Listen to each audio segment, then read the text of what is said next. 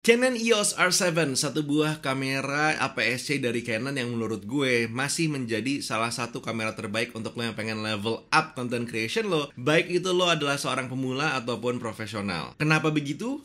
Yuk kita bahas. Bismillah, barengan sama gue Taufik Noboni. Dan emang gue terbiasa membahas dunia teknologi dan juga productivity. Gak ketinggalan sesekali ngebahas dunia kamera seperti video yang ini.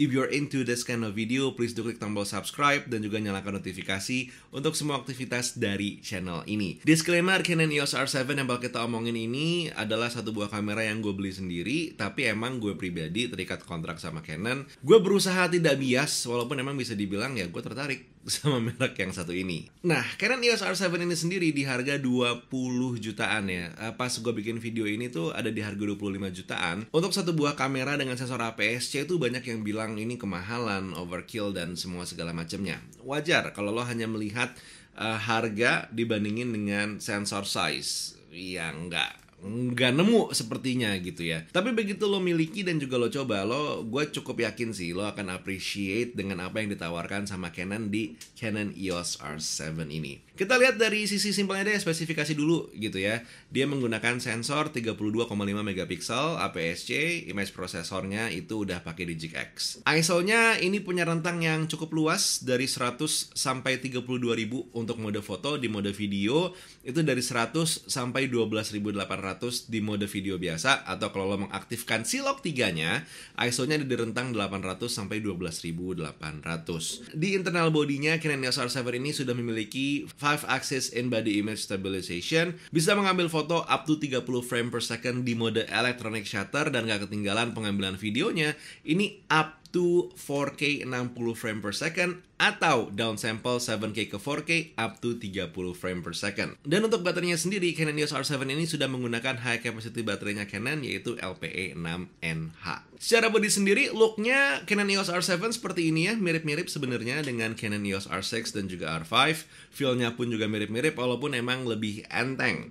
Yang menarik adalah mungkin di bagian body belakang atas dekat EVF itu hadir quick control dial namanya. Pertama kali hadirnya itu adanya di Canon EOS R7 ini. Mau dipisah, mau digabung, ya gue terima. Yang menarik sebenarnya, walaupun adanya quick control dial di bagian atas, di bagian bawah nih tempat dial yang biasanya itu jadi D-pad. Yang berarti kita punya extra button untuk di-customize. Dan ini menjadi satu hal yang sangat unggul di Canon EOS R7. Untuk screen-nya sendiri ini khas Canon Vari-Angle. Dan di bagian depannya ada satu hal yang cukup unik, yaitu hadirnya tombol switch AF dan juga MF. Nah, jujur-jujuran aja nih, untuk hasil foto gue tidak akan menampilkannya karena gue cukup yakin banyak reviewer di luar sana lebih capable untuk ngomongin hasil foto dari Canon EOS R7. Gue pribadi jarang banget ngambil foto pakai kamera ini.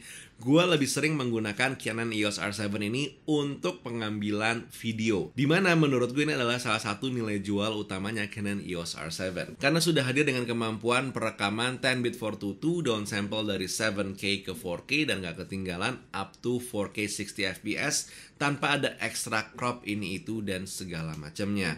Pertanyaannya, sebelum kita ngomongin hasil videonya, apakah ada overheat? Jawabannya adalah ada, tapi emang cukup manageable. Gue mencoba ini mengambil di mode 4K fine, 7K downsample ke 4K. Gue bisa bertahan up to 45 menitan. Menariknya adalah di saat lo akan mengalami overheat, lo nggak tiba-tiba langsung flash mati atau gimana. Ada kayak barnya gitu yang akan bertambah ngasih tahu lo kalau kamera ini sudah mulai akan overheat. Untuk hasil sendiri, Canon EOS R7 ini baik untuk penggunaan A-roll seperti ini atau mungkin B-roll pas ngambil shot barang, menurut gue udah nyaman banget out of cam tanpa mode lock sekalipun. Ada settingan khusus yang gue pakai biasanya. Gue bakal taruh video settingan khusus gue itu di kolom deskripsi atau mungkin juga di sini gitu ya. Jadi sok monggo aja, silahkan dicek. Sementara buat lo yang pengen main-main dengan mode lock, Canon EOS R7 ini juga udah hadir, bisa lo pakai. Dan good newsnya adalah dia hadir dengan C-Log 3. Jadi ya lumayan flat dan masih nyaman lah untuk dirubah-rubah, karena pun kameranya ini memiliki kemampuan merekam C-Log 3 di mode 10-bit 422. Jadi udah leluasa nih sebenarnya. Nah, untuk kemampuan dynamic range-nya sendiri gimana nih Fix si Canon EOS R7? Menurut gue udah lebih dari cukup. Gue iseng nih ngetes pakai shot seperti ini, terus ada yang gue overexpose, ada yang gue underexpose. Jatuhnya gue masih cukup nyaman menggunakan Canon EOS R7 overexpose up to 2 stop. Sementara underexpose-nya gue juga masih nyaman menggunakan Canon EOS R7 up to 2 stop. Jadi ini udah lumayan banget ya untuk kamera APS-C keluaran Canon. Jadi memang mereka berbenah lah di APS-C-nya yang dulu noisy banget dan segala macamnya. Sekarang ini relatively clean walaupun menggunakan ISO yang cukup tinggi. Ada beberapa shots yang gue punya pakai ISO tinggi dan jatuhnya ya udah lumayan lah gitu. Masih bersih-bersih aja, tidak yang mengganggu banget, terutama kalau pengguna lo itu masih di ranah-ranah internet, story still is the king, ya ini masih aman lah. Now by the end of the day, gue ngerti tidak ada yang namanya kamera yang sempurna, tapi Canon EOS R7 is actually still one of the best kamera dari Canon yang bisa lo miliki untuk content creation di saat gue bikin video ini ya, bulan Februari tahun 2022.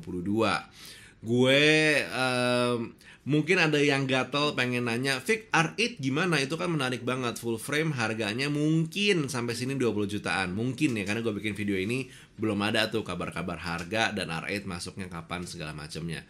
Ya mungkin itu bisa menjadi opsi, tapi kalau lo butuh sekarang, R7 jawabannya. That was the video for today. Yuk kita ngobrol-ngobrol gimana pendapat lo tentang kamera ini, atau mungkin ada pertanyaan soal kamera lainnya, sok monggo silahkan kita diskusi. Buat sekarang Taufik Naba undur diri. Assalamualaikum warahmatullahi wabarakatuh. Bye.